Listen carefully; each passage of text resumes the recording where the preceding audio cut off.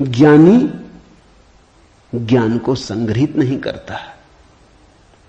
ज्ञानी सिर्फ ज्ञान की क्षमता को उपलब्ध होता है। इस बात को ठीक से समझ लेना, क्योंकि पीछे ये काम पड़ेगी। ज्ञानी का केवल इतना ही अर्थ है कि जो जानने के लिए बिल्कुल खुला है, जिसका कोई पक्षपात नहीं, जानने के लिए जिसके पास कोई पर्दा नहीं, जिसके पास जानने के लिए कोई पूर्व नियोजित योजना ढांचा नहीं। ज्ञानी का अर्थ है ध्यानी, जो ध्यानपूर्ण है। तो देखा होगा अष्टावक्र ने गौर से जनक में झांक के, ये व्यक्ति ज्ञानी तो नहीं, ये ध्यान को तो उपलब्ध नहीं हुआ है, अन्यथा इसकी जिज्ञासा मौन होती, उसमें शब्द ना होते। बुद्ध के जीवन में उल्लेख है, एक फकीर मिलने आया, एक साधु मिलने आया, एक परिव्राजक घुमक्कड़। उसने आके बुद्ध से कहा, पूछने योग्य शब्द मेरे पास नहीं, क्या पूछना चाहता हूं उसे शब्दों में बांधने की मेरे पास कोई कुशलता नहीं। आप तो जानते ही हैं, समझ लें, जो मेरे योग को कहते हैं, ये ज्ञानी की जिज्ञासा है। बुद्ध चुप बैठे रहे, उन्होंने कुछ भी ना कहा। घड़ी भर बाद जैसे कुछ घटा। वो जो आदमी चुपचाप बैठा बुद्ध की तरफ देखता रहा था, उसकी आंख से आंसुओं की धार लग गई। चरणों में झुका, नमस्कार किया और कहा, धन्यवाद, खूब धन्यभागी हूं, जो लेने आया था आपने दिया। वो उठ के चला भी गया। उसके चेहरे पे अपूर्व आभा थी, वो नाचता हुआ गया। बुद्ध के आसपास के शिष्य बड़े हैरान हुए। आनंद ने पूछा, बनते भगवान, पहेली हो गई। पहले तो याद नहीं, कहता है कि मुझे पता नहीं कैसे पूछूं, पता नहीं किन शब्दों में पूछूं, ये भी पता नहीं क्या पूछने आया हूं। फिर आप तो जानते ही हैं सब, देख लें, मुझे जो मेरे लिए जरूरी हो कह दें। पहले तो ये आदमी ही जरा पहेली था, ये कोई ढंग हुआ पूछने का। और जब तुम्हें यही पता नहीं कि क्या पूछना, तो पूछना ही क्यों? पूछना क्या? खूब रही। फिर यही बात खत्म ना हुई, आप चुप बैठे सो चुप बैठे रह गए। आपको ऐसा कभी मौन देखा नहीं? कोई पूछता तो आप उत्तर देते। कभी कभी तो ऐसा होता, कोई नहीं भी पूछता तो भी आप उत्तर देते। आपकी करुणा सदा बहती रहती। क्या हुआ अचानक कि आप चुप रह गए और आंख बंद हो गई? और फिर क्या रहस्य में घटा कि वो आदमी रूपांतरित होने लगा? हमने उसे बदलते देखा, हमने उसे किसी और ही रंग में डूबते देखा, उसमें मस्ती आते देखी। वो नाचता हुआ गया है, आंसुओं से भरा हुआ, गदगद आह्लादित। वो चरणों में झुका, उसकी सुगंध हमें भी छुई। ये हुआ क्या? आप कुछ बोले नहीं, उसने सुना कैसे? और हम तो इतने दिनों से, वर्षों से आपके पास, हम पर आपकी कृपा कम है क्या? ये प्रसाद जो उसे दिया हमें क्यों नहीं मिलता? लेकिन ध्यान रहे, उतना ही मिलता है जितना तुम ले सकते हो। बुद्ध ने कहा, सुनो, घोड़े, आनंद से घोड़े की बात की, क्योंकि आनंद क्षत्रिय था, बुद्ध का चचेरा भाई था, और बचपन से ही घोड़े का बड़ा शौक था। उसे घुड़सवार था, प्रसिद्ध घुड़सवार था, प्रतियोगी था बड़ा। उसने कहा, सुन आनंद, बुद्ध ने कहा, घोड़े 4 प्रकार के होते। एक तो मारो भी तो भी टस से मस नहीं होते, रद्दी से रद्दी घोड़े, जितना मारो उतना ही हठ योगी हो जाते हैं, बिल्कुल हट बांध के खड़े हो जाते। तुम मारो तो वो जिद बना लेते कि देखें कौन जीतता। फिर दूसरे तरह के घोड़े होते हैं, मारो तो चलते हैं, न मारो तो नहीं चलते, कम से कम पहले से बेहतर। फिर तीसरे तरह के घोड़े होते हैं, कोड़ा फटकारो, मारना काफी जरूरी नहीं, सिर्फ कोड़ा फटकारो, आवाज काफी। और भी कुलीन होते, दूसरे से भी बेहतर। फिर आनंद, तुझे जरूर पता होगा ऐसे भी घोड़े होते हैं कि कोड़े की छाया देख के भागते हैं, फटकारना भी नहीं पड़ता। ये ऐसा ही घोड़ा था, छाया काफी। अष्टावक्र ने देखा होगा गौर से, जब तुम आके मुझसे कुछ पूछते हो तो तुम्हारे प्रश्न से ज्यादा महत्वपूर्ण सवाल तुम हो। कभी कभी तुम्हें भी ऐसा लगता होगा कि तुमने जो नहीं पूछा था वो मैंने उत्तर दिया है, और कभी कभी तुम्हें ऐसा भी लगता होगा कि शायद मैं टाल गया तुम्हारे प्रश्न को, बचाव कर गया, कुछ और उत्तर दे गया हूं। लेकिन सदा तुम्हारी भीतरी जरूरत ज्यादा महत्वपूर्ण। तुम क्या पूछते हो ये उतना महत्वपूर्ण नहीं, क्योंकि तुम्हें खुद ही ठीक पता नहीं तुम क्या पूछते हो, क्यों पूछते हो। उत्तर वही दिया जाता है जिसकी तुम्हें जरूरत है। तुम्हारे पूछने से कुछ तय नहीं होता। देखा होगा अष्टावक्र ने ज्ञानी तो नहीं है जनक, अज्ञानी है फिर क्या? अज्ञानी भी नहीं है, क्योंकि अज्ञानी तो अकड़ीला, अकड़ा से भरा होता है। अज्ञानी तो झुकना जानता ही नहीं।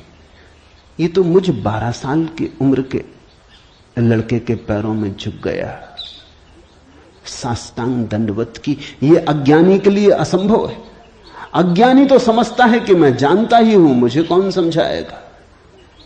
अज्ञानी अगर कभी पूछता भी है तो तुम्हें गलत सिद्ध करने को पूछता है, क्योंकि अज्ञानी तो ये मान के चलता है कि पता तो मुझे है ही, देखें इनको भी पता है या नहीं।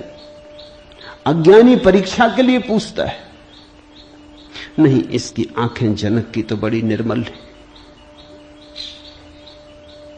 मुझ 12 साल के अनजान अपरिचित लड़के को सम्राट होते हुए भी इसने कहा, एतत् मम ब्रूहि प्रभो, हे प्रभु मुझे समझा के कहें। नहीं, ये विनयशील है, अज्ञानी तो नहीं। मूढ़ है क्या फिर? मूढ़ तो पूछते ही नहीं। मूढ़ों को तो पता ही नहीं कि जीवन में कोई समस्या है। मूढ़ और बुद्ध पुरुषों में एक समानता है, बुद्ध पुरुषों के लिए कोई समस्या नहीं रही, मूढ़ों के लिए अभी समस्या उठी ही नहीं। बुद्ध पुरुष समस्या के पार हो गए, मूढ़ अभी समस्या के बाहर है। मूढ़ तो इतना मूर्छित है, उसे कहां सवाल कथम ज्ञानम, मूढ़ पूछेगा कथम मुक्ति, मूढ़ पूछेगा कैसे होगा वैराग्य, मूढ़ पूछेगा असंभव। मूढ़ अगर पूछेगा भी तो पूछता है राग में सफलता कैसे मिलेगी। मूढ़ अगर पूछता भी है तो पूछता है संसार में और थोड़े ज्यादा दिन कैसे रहना हो जाए, मुक्ति नहीं। मूढ़ पूछता है बंधन सोने के कैसे बने, बंधन में हीरे जवाहरात कैसे जड़े। मूढ़ पूछता भी है तो ऐसी बातें पूछता है। ज्ञान, मूढ़ तो मानता ही नहीं कि ज्ञान हो सकता है, वो तो संभावना को स्वीकार नहीं करता। वो तो कहता कैसा ज्ञान। मूढ़ तो पशुवत जीता है। नहीं, ये जनक मूढ़ भी नहीं है, मुमुक्षु है। मुमुक्षु शब्द समझना जरूरी है। मोक्ष की आकांक्षा, मुमुक्षा। अभी मोक्ष के पास नहीं पहुंचा, ज्ञानी नहीं है। मोक्ष के प्रति पीठ करके नहीं खड़ा,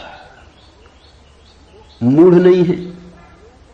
मोक्ष के संबंध में कोई धारणाएं पकड़ के नहीं बैठा, अज्ञानी भी नहीं है, मुमुक्षु है। मुमुक्षु का अर्थ है सरल है इसकी जिज्ञासा, न मूढ़ता से अपवित्र हो रही है, न अज्ञानपूर्ण धारणाओं से विकृत हो रही है। शुद्ध है इसकी जिज्ञासा, सरल चित्त से पूछा है। अष्टावक्र ने कहा, हे प्रिय, यदि तू मुक्ति को चाहता है तो विषयों को विष के समान छोड़ दे और क्षमा, आर्जव, दया, संतोष और सत्य को अमृत के समान सेवन कर। मुक्ति मिच्छसि चेतात विषयान विस्वत्यज। शब्द विषय बड़ा बहुमूल्य है, वो विष से ही बना है। विष का अर्थ होता है जिसे खाने से आदमी मर जाए। विषय का अर्थ होता है जिसे खाने से हम बार बार मरते, बार बार भोग, बार बार भोजन, बार बार महत्वाकांक्षा, ईर्ष्या, क्रोध, जलन, बार बार इन्हीं को खा खा के तो हम मरे, बार बार इन्हीं के कारण तो मरे। अब तक हमने जीवन में जीवन कहां जाना, मरने को ही जाना है। अब तक हमारा जीवन, जीवन की प्रज्वलित ज्योति कहां, मृत्यु का ही धुआं है। जन्म से लेकर मृत्यु तक हम मरते ही तो हैं, धीरे धीरे, जीते कहां, रोज रोज मरते। जिसको हम जीवन कहते हैं वो एक सतत मरने की प्रक्रिया है। अभी हमें जीवन का तो पता ही नहीं, तो हम जिएंगे कैसे? ये शरीर तो रोज क्षीण होता चला जाता है, ये बल तो रोज खोता चला जाता है, ये भोग और विषय तो रोज हमें चूसते चले जाते, जरा जीर्ण करते चले जाते। ये विषय और कामनाएं तो छेदों की तरह, इनसे हमारी ऊर्जा और आत्मा रोज बहती चली जाती, आखिर में घड़ा खाली हो जाता, उसको हम मृत्यु कहते। तुमने कभी देखा, अगर छिद्र वाले घड़े को कुएं में डालो तो जब तक घड़ा पानी में डूबा होता है भरा मालूम पड़ता है। उठाओ पानी के ऊपर, खींचो रस्सी, बस खाली होना शुरू हुआ। जोर का शोरगुल होता है, उसी को तुम जीवन कहते हो। जलधारें गिरने लगती, उसी को तुम जीवन कहते हो। और घड़ा जैसे जैसे पास आता है, हाथ के खाली होता चला जाता। जब हाथ में आता है तो खाली घड़ा, जल की एक बूंद भी नहीं। ऐसा ही हमारा जीवन है।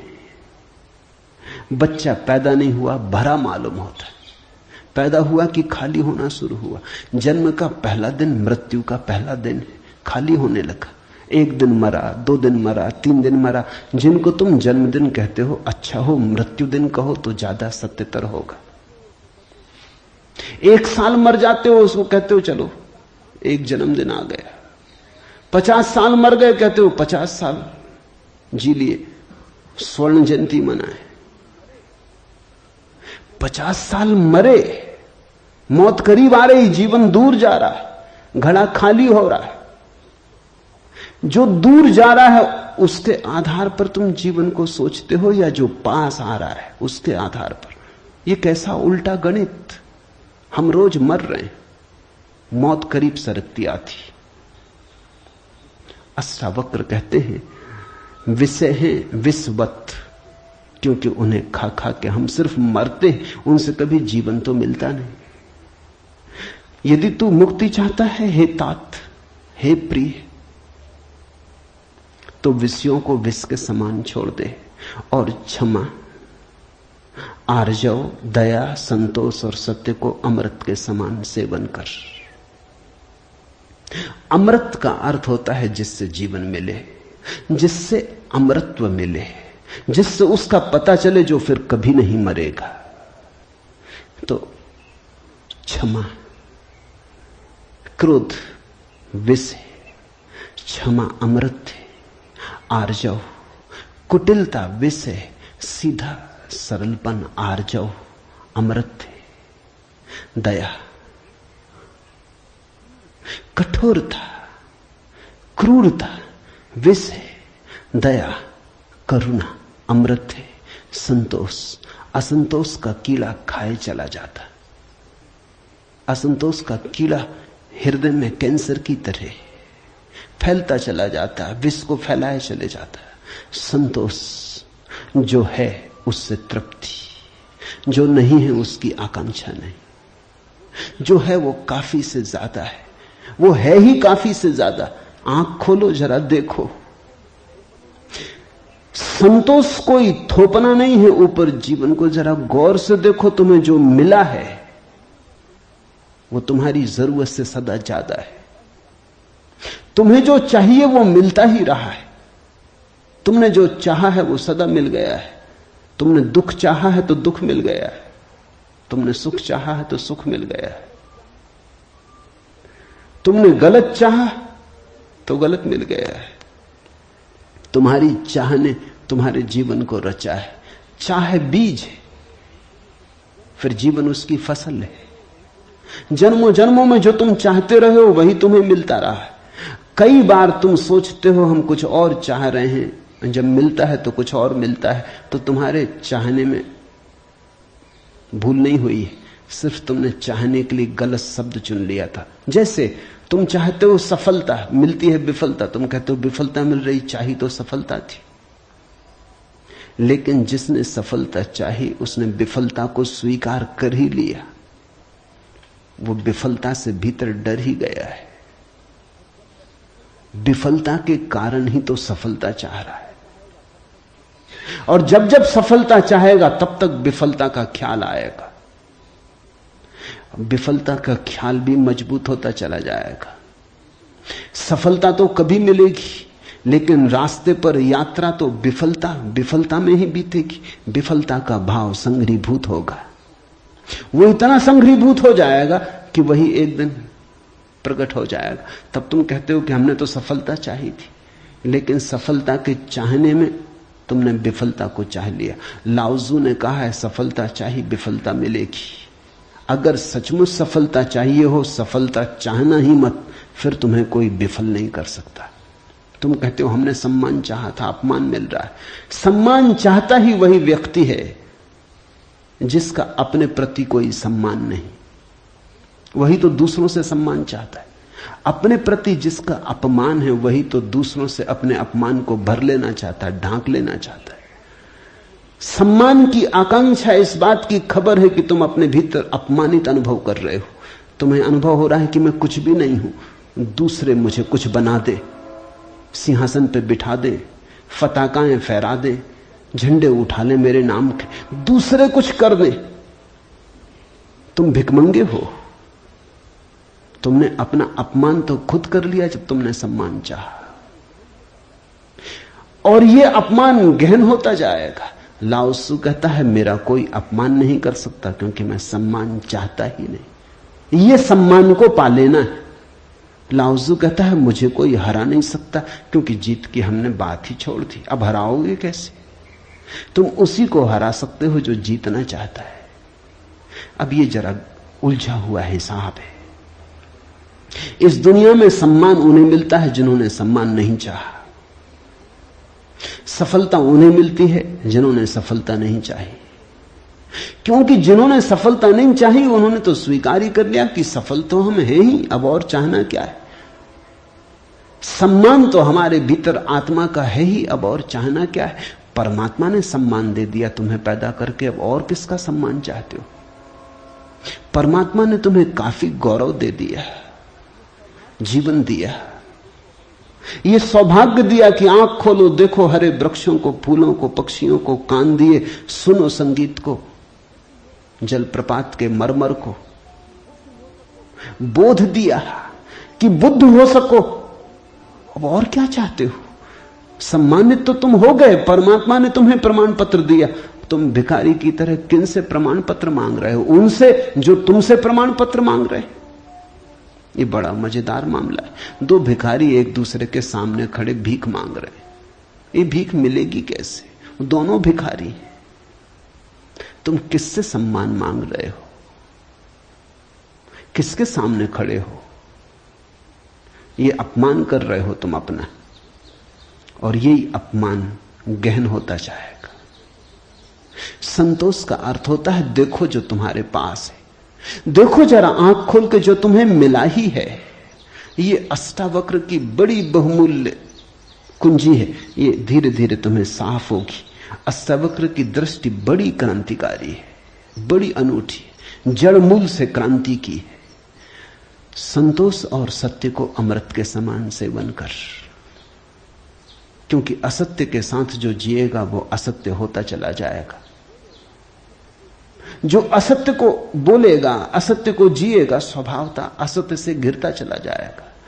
उसके जीवन से संबंध विच्छिन्न हो जाएंगे, जड़ें टूट जाएंगी। परमात्मा में जड़ें चाहते हो तो सत्य के द्वारा ही वे जड़ें हो सकती हैं। प्रामाणिकता और सत्य के द्वारा ही तुम परमात्मा से जुड़ सकते हो। परमात्मा से टूटना है तो असत्य का धुआं पैदा करो, असत्य के बादल अपने पास बनाओ। जितने तुम असत्य होते चले जाओगे उतने परमात्मा से दूर होते चले जाओगे। तू न पृथ्वी है, न जल है, न वायु है, न आकाश है। मुक्ति के लिए आत्मा को, अपने को, इन सब का साक्षी चैतन्य जान। सीधी सीधी बातें, भूमिका भी नहीं। अभी दो वचन नहीं बोले अष्टावक्र ने कि ध्यान आ गया, कि समाधि की बात आ गई। जानने वाले के पास समाधि के अतिरिक्त और कुछ जताने को है भी नहीं। वो दो वचन भी बोले, क्योंकि एकदम से अगर समाधि की बात होगी तो शायद तुम चौंक ही जाओगे, समझ ही ना पाओगे। मगर दो वचन और सीधी समाधि की बात आ गई। अष्टावक्र 7 कदम भी नहीं चलते, बुद्ध तो 7 कदम चले, 8वें कदम पे समाधि। अष्टावक्र तो पहला कदम ही समाधि का उठाते। तू न पृथ्वी है, न जल, न वायु, न आकाश। ऐसी प्रतीति में अपने को थिर कर। मुक्ति के लिए आत्मा को, अपने को, इन सब का साक्षी चैतन्य जान। साक्षी सूत्र है, इससे महत्वपूर्ण सूत्र और कोई भी नहीं। देखने वाले बनो, जो हो रहा है उसे होने दो, उसमें बाधा डालने की जरूरत नहीं। ये देह तो जल है, मिट्टी है, अग्नि है, आकाश है। तुम इसके भीतर तो वो दिए हो जिसमें ये सब जल, अग्नि, मिट्टी, आकाश, वायु प्रकाशित हो रही। तुम दृष्टा हो।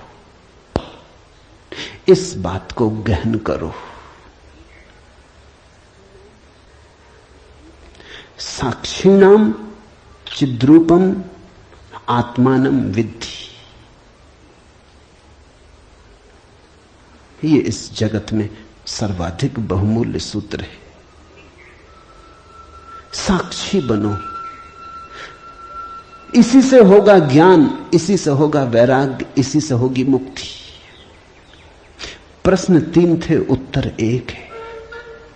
यदि तू देह को अपने से अलग कर और चैतन्य में विश्राम कर स्थित है तो तू अभी ही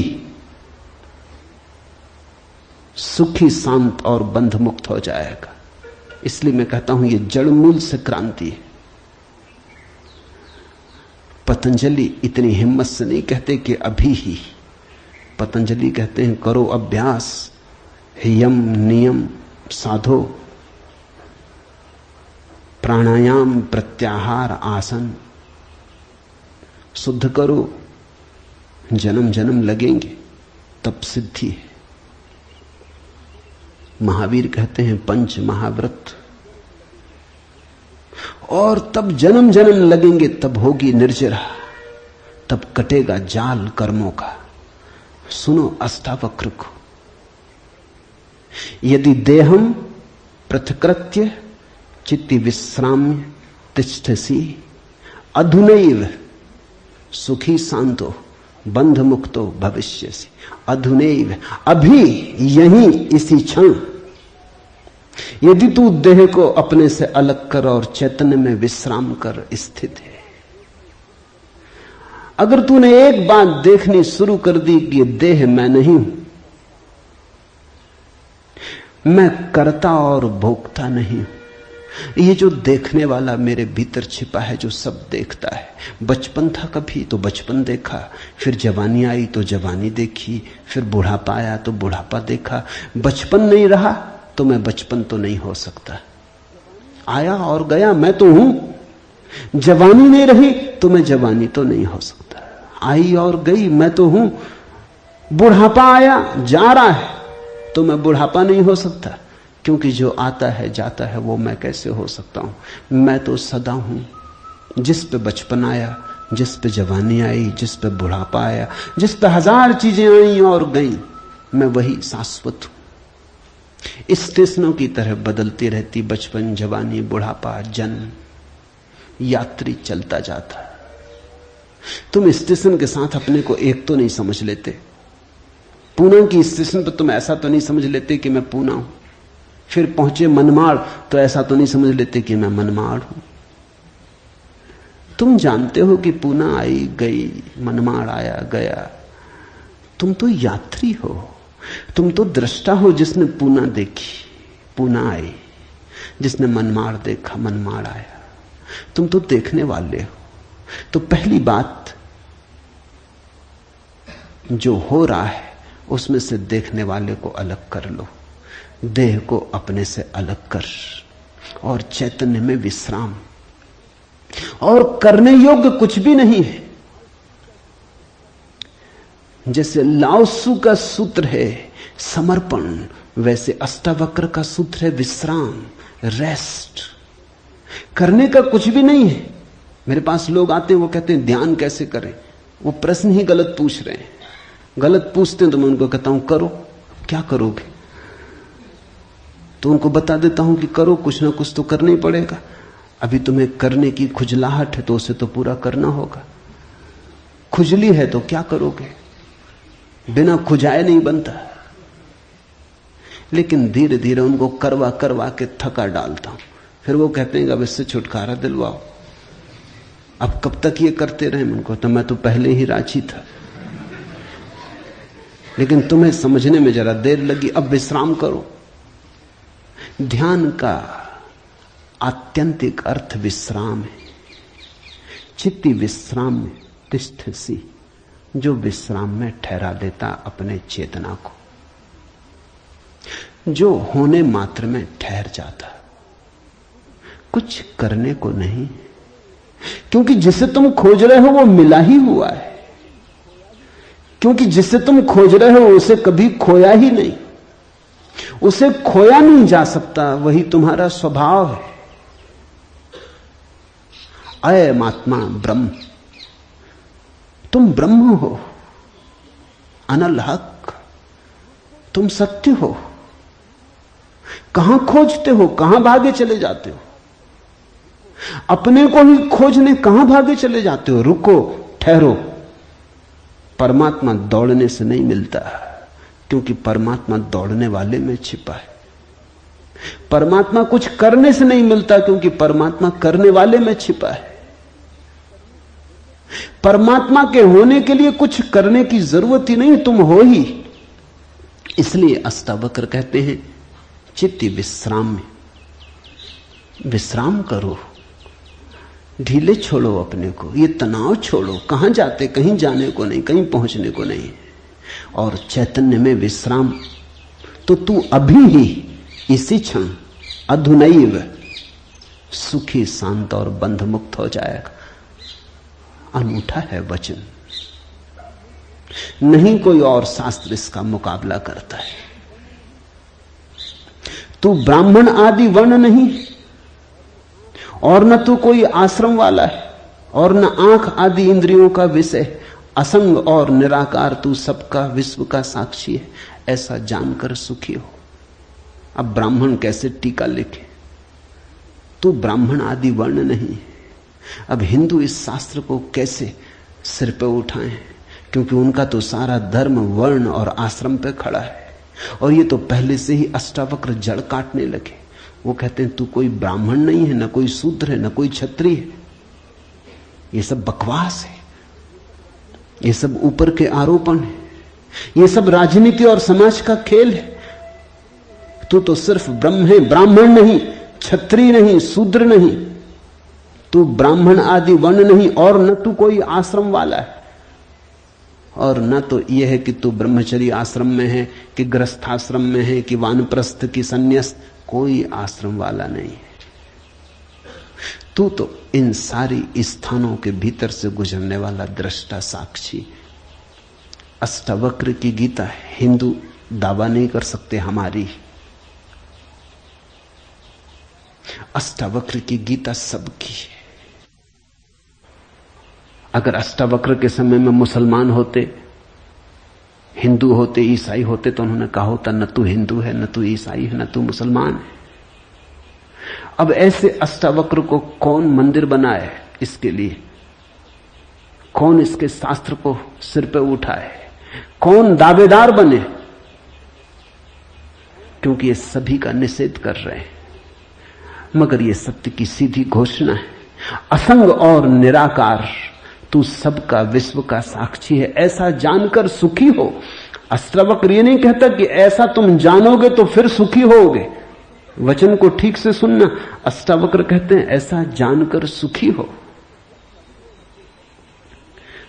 न त्वम विप्रादिको वर्णनो नाश्रमी नाक्ष गोचरा असंगो असि निराकारो विश्व साक्षी सुखी भव। सुखी भव, अभी हो सुखी। जनक पूछते हैं कैसे सुख होगा, कैसे बंधन मुक्ति होगी, कैसे ज्ञान होगा? अष्टावक्र कहता है अभी हो सकता, क्षण मात्र की भी देर करने की कोई जरूरत नहीं है। इसे कल पर छोड़ने का कोई कारण नहीं, स्थगित करने की कोई जरूरत नहीं।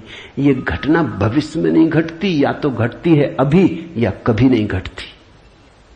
जब घटती है तब अभी घटती है, क्योंकि अभी के अतिरिक्त कोई समय ही नहीं है। भविष्य कहां है?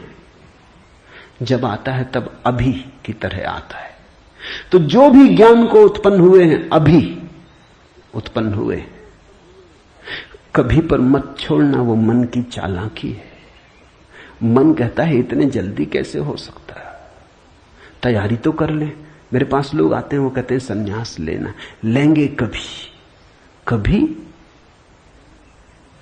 कभी ना लोगे।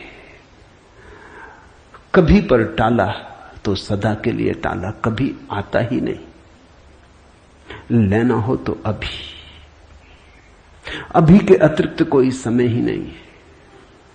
अभी है जीवन, अभी है मुक्ति, अभी है अज्ञान, अभी है ज्ञान, अभी है निद्रा, अभी हो सकता जागरण। कभी क्यों?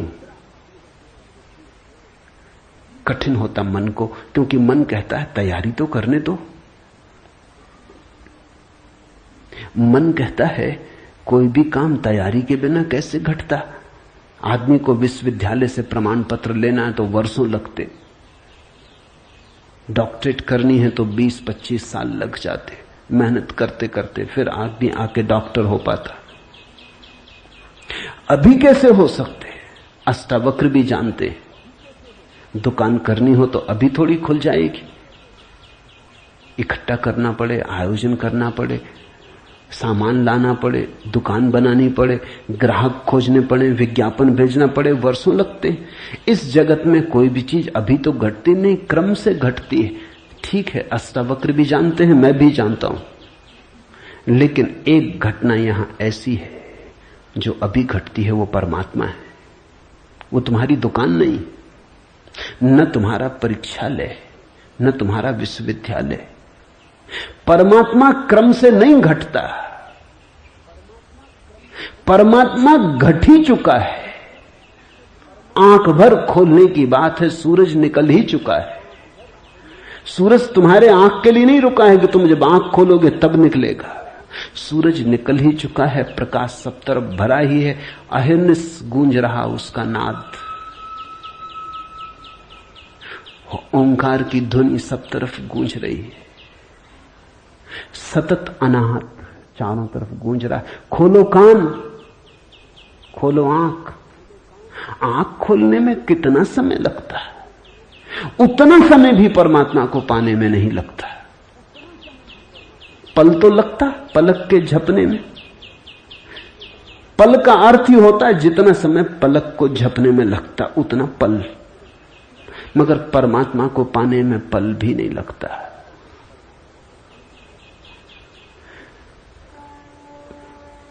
विश्व साक्षी असंगो वसी निराकारो सुखी भव, अभी हो सुखी।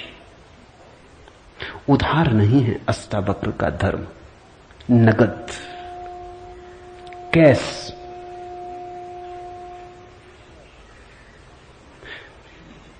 हे व्यापक, धर्म और अधर्म, सुख और दुख मन के। धर्म और अधर्म, सुख और दुख मन के, तेरे लिए नहीं।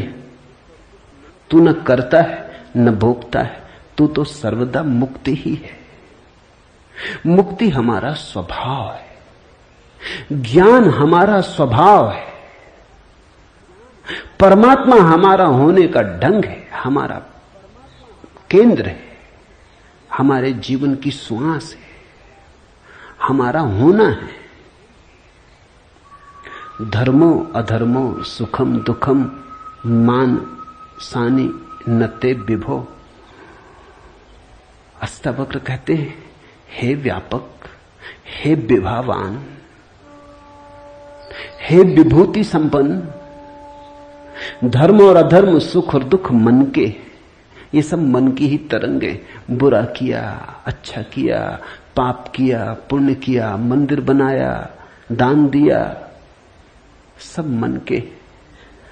न कर्तासी न भोक्तासी, मुक्त एवासी सर्वदा। तू तो सदा मुक्त है, तू तो सर्वदा मुक्त है। मुक्ति कोई घटना नहीं है जो हमें घटानी। मुक्ति घट चुकी है हमारे होने में। मुक्ति से बना है ये अस्तित्व, इसका रोआ रोआ रंच रंच मुक्ति से निर्मित है। मुक्ति है धातु जिससे बना है सारा अस्तित्व।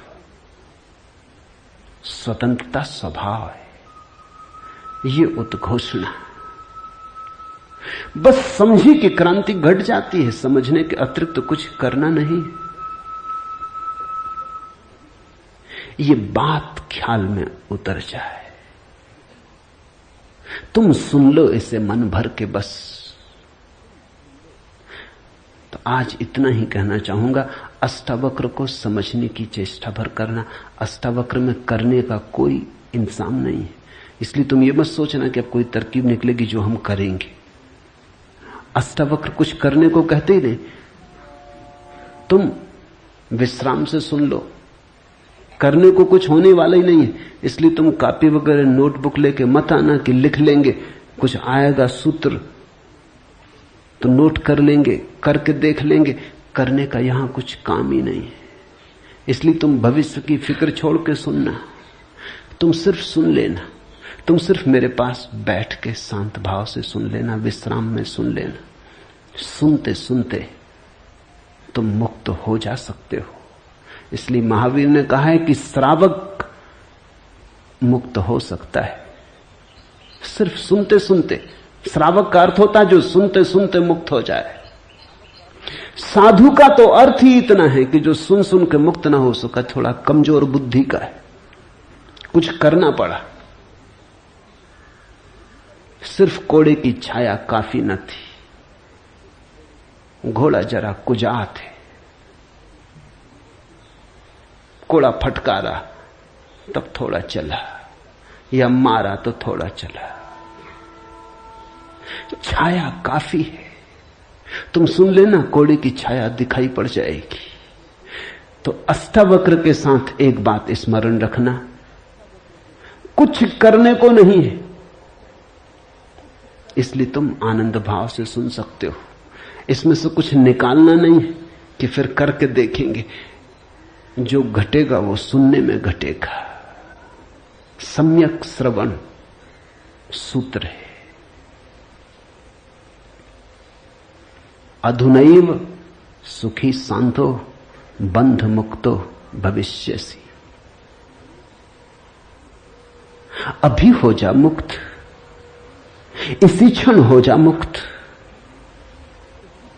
कोई रोक नहीं रहा, कोई बाधा नहीं, हिलने की भी जरूरत नहीं है। जहां है वहीं हो जा मुक्त, क्योंकि मुक्त तू है ही। जाग और हो जा मुक्त। असंगो असि निराकारो विश्व साक्षी सुखी भव। हो जा सुखी। एक पल की भी देर करने की कोई जरूरत नहीं। छलांग है, क्वांटम छलांग।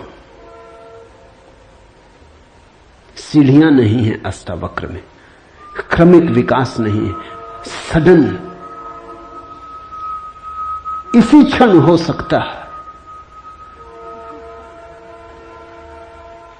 हरिओम तत्सत। आज इतना ही।